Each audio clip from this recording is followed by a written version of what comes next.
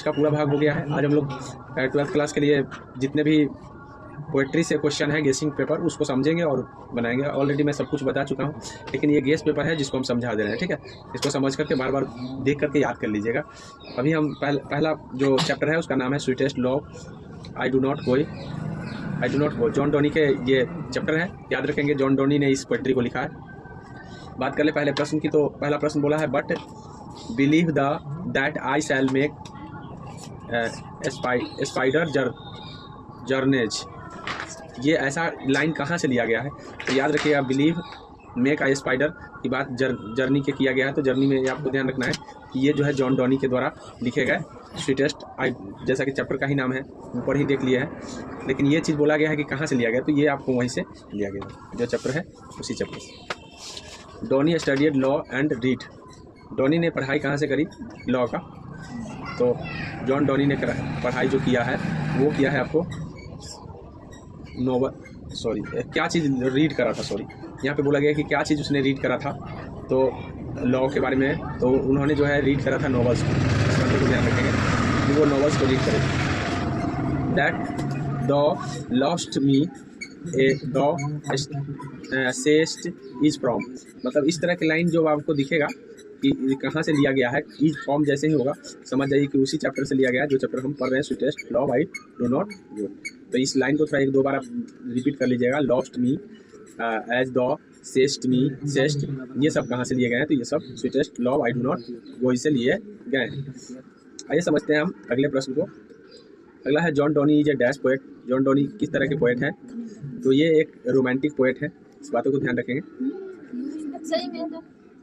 क्या John Downey एक romantic poet है, ठीक है। मेथाफिजिकल यहाँ पे है नहीं, तो यहाँ पे अकॉर्डिंग टू ऑप्शन देंगे, ठीक है। मेथाफिजिकल है वो।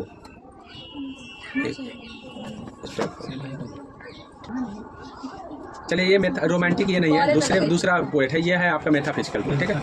ये ध्यान रखेंगे। The poet is sweetest love I do not go is dash beloved, मतलब वे जो है क्या है बिलव्ड के प्रति, तो टायर्ड ऑफ है, ठीक है। अपने बिलव्ड के प्रति थकान महसूस कर रहे हैं, तो ये ध्यान रखिएगा।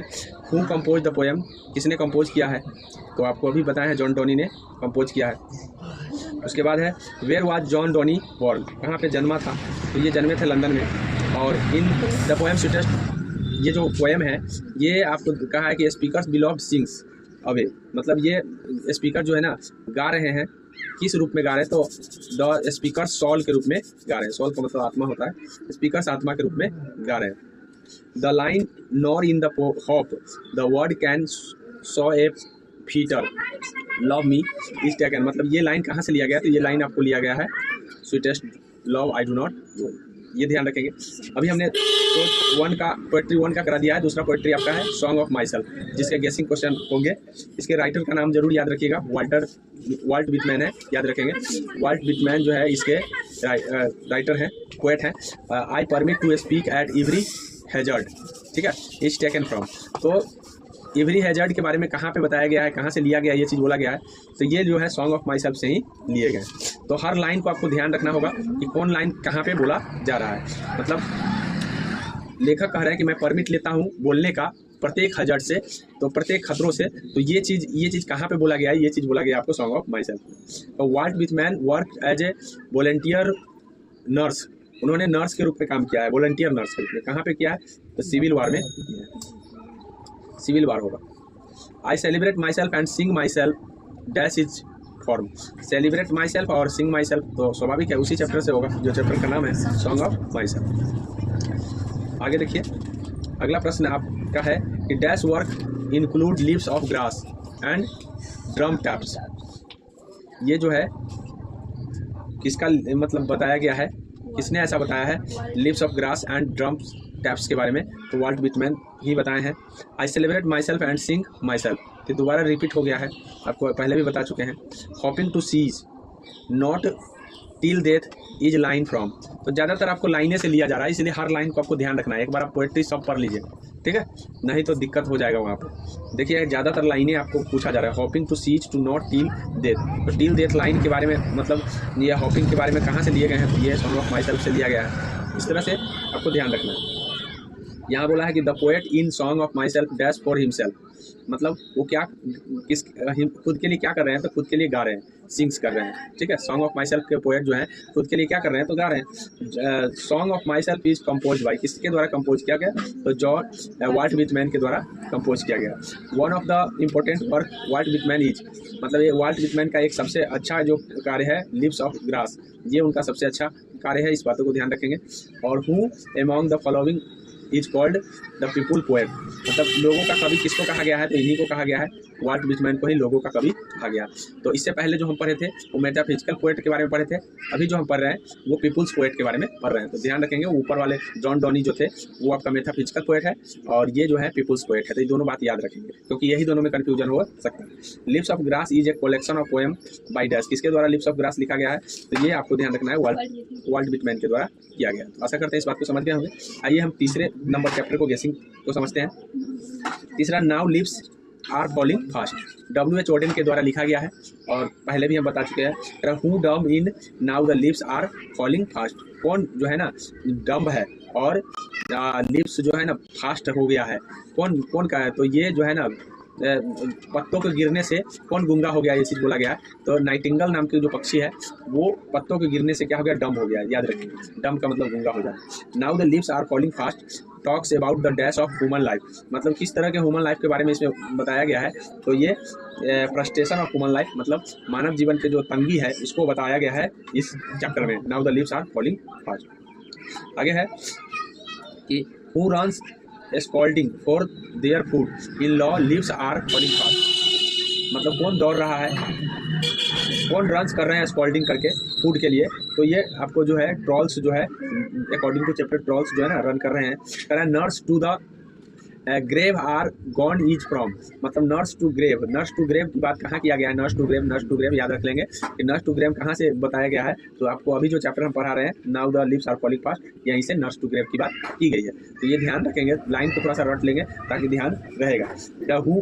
W.H. Auden won the dash prize in 1948, मतलब 1948 में इनको कौन सा प्राइज मिला है, तो पुलित्जर प्राइज मिला है और लिटरेचर के क्षेत्र में ये मिलता है, ये ध्यान रखेंगे। बोला है and the Nightingale is dumb is form, मतलब नाइटिंगल की डम होने की बात कहाँ किया गया है, तो अभी बताया है नाइटिंगल को डम होने की बात जो है ना now the lips are falling fast में किया गया है, इस बातों को भी ध्यान रखेंगे। आइए हम समझते हैं अगले प्रश्न को। अगला प्रश्न क्या कह रहा है, आगे कह रहा है कि now the lips are falling fast is compose, तो कंपोजर का नाम पूछा है, सिंपली कंपोजर W.H. ऑडेन हो जाएगा, ठीक है। Who won the Pulitzer prize, किसने पुलित्जर प्राइज जीता में जीता, W.H. ऑडेन ही 1948 में जीता है, अभी बता चुके हैं। Who are the whispering neighbours in the poem now the lips are falling fast, कौन विस्परिंग कर रहे हैं पड़ोसियों से, तो पड़ोसियों से जो है विस्परिंग कर रहे हैं एंजल्स ऑफ डेथ, मतलब मृत्यु का दूत जो है विस्परिंग कर रहे हैं पड़ोसियों से। तो याद रखेगा कि मृत्यु का दूत किससे विस्परिंग कर रहे हैं, तो पड़ोसी से। उल्टा भी इसका पूछा जा सकता है कि angels of death are whispering dash, तो वहाँ पे नेबर्स हो जाएगा, याद रखेंगे, क्योंकि पड़ोसियों से क्या कर रहे हैं, विस्परिंग कर रहे हैं। तो आशा करते हैं कि आप उस चैप्टर को भी समझ गए। आज हम बता रहे हैं चैप्टर नंबर 4 में आपका है ऑड टू ऑटोमन, चैप्टर का नाम है, और जॉन किट्स इसके राइटर हैं। इनके गेसिंग प्रश्नों को समझते हैं। बोला ode to autumn is and dash, मतलब ऑड टू ऑटोमन क्या है, तो एक ओडी है, क्या है, ओडी है, इस बातों को ध्यान रखें। ऑड टू ऑटोमन जो है मतलब द ऑटोमन इज क्या है, तो ऑटोमन क्या है, यहाँ पे चैप्टर में ही लिख दिया है, ये ओडी है, ठीक है। हालांकि लिखा ओडी है लेकिन ओड होगा, ठीक है, पढ़ेंगे हम इसको ओड, क्योंकि ओडी बोलेंगे, ओडी इसलिए बोलेंगे, ओड को ही ओडी बोलेंगे क्योंकि कवि को जो है ना छूट मिला हुआ है शब्दों को बिगाड़ने का, तो ध्यान रखिए ये ओड ही है। अब पूछा जा सकता है कि ओडी मीन क्या होगा, तो ओड ही होगा, ठीक है। हु रोट हाइपेरियन एंड इंडेमियन, मतलब कौन जो है लिखा है हाइपेरियन एंड इंडेमियन, तो अभी हम बता रहे हैं कि अभी चैप्टर जो जॉन किट्स हैं वही हाइपेरियन और इंडेमियन भी लिखा है। Who sits carelessly on the granary floor in ode to autumn, मतलब ओड टू ऑटोमन में किसको केयरलेसली सीट करने की बात कही गई है, तो ये ओमैन को बैठे, मतलब केयरलेसली, और कहाँ पे की गई है, तो ग्रेनरी फ्लोर पर की गई है कि वो केयरलेसली बैठे रही है, ये चैप्टर में बताया गया है। उसके बाद है the watch that last Ojing hours by hours is form, मतलब ये जो है watch last Ojing hours by hours कहाँ पर लिखा गया है, तो याद रखेंगे यही चैप्टर का नाम है ode to autumn. Hours by hour आप अपने माइंड में डाल लेंगे कि जैसे आपसे पूछेगा कि hours by hour is taken from, तो is taken from ode to autumn. बोला है कि and gathering swallows twitter in the skies, in the skies मतलब इज टेकन फ्रॉम। तो याद रखिएगा कि यहाँ पे क्या कहा है, बोला है ट्विटर इन द स्काई की बात कहाँ किया गया है, तो ये किया गया है आपको वही चैप्टर है auto autumn. Keats is a dash poet, Keats कैसे पोएट हैं, तो किट्स रोमांटिक पोएट है। उस समय हम उसको मेटाफिजिकल जॉन डोनी को बता दिए थे। किट्स जो है ना रोमांटिक पोएट है, याद रखेंगे ये। अभी तक हमने 3 पोएट का नाम बता दिया है, जिसमें से इससे पहले हमने बताया कि एक मेटाफिजिकल, एक पीपुल्स पोएट और एक आपका है रोमांटिक, एक वार पोएट के भी नाम से जाने जाते हैं, जो आगे पढ़ेंगे कि सोल्जर में पढ़ेंगे हम वार पोएट के नाम से।